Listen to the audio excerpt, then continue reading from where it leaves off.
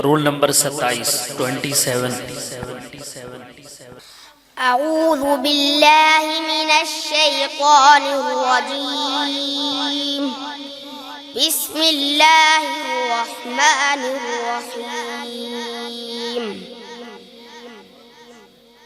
هل أتى على الإنسان حين من الدهر لم يكن شيئا مذكورا إنا خلقنا الإنسان من نطفة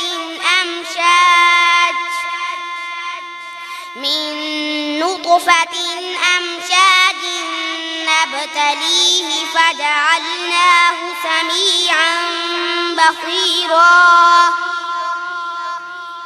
إنا هديناه السبيل إما شاكرا وإما كفورا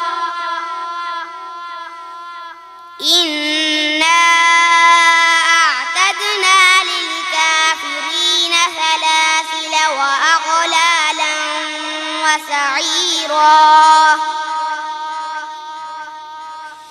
إن الأبرار يشربون من كأس كان مزاجها كافورا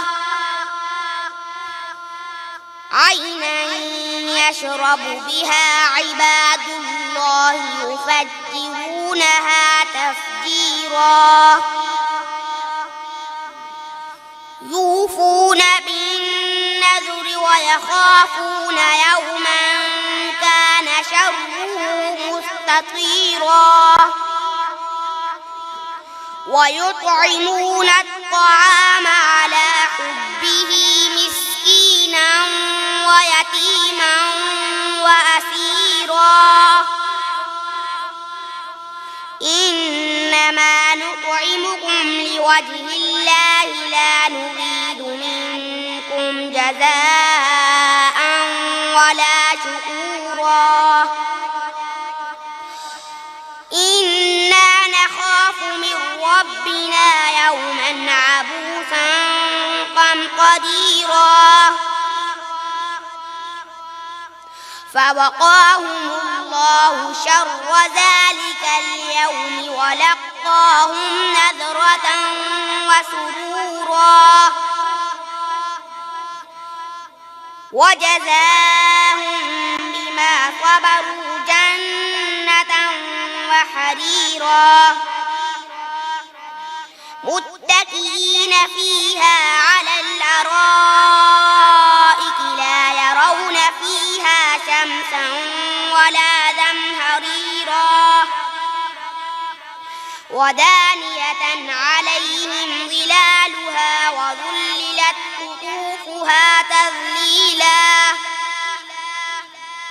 ويطاف عليهم بآنية من فضة وأكواب كانت قوارير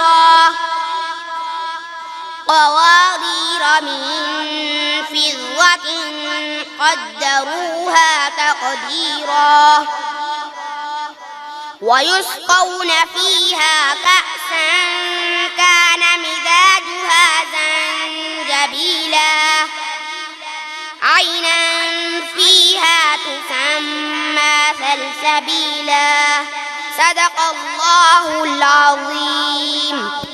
ما شاء الله.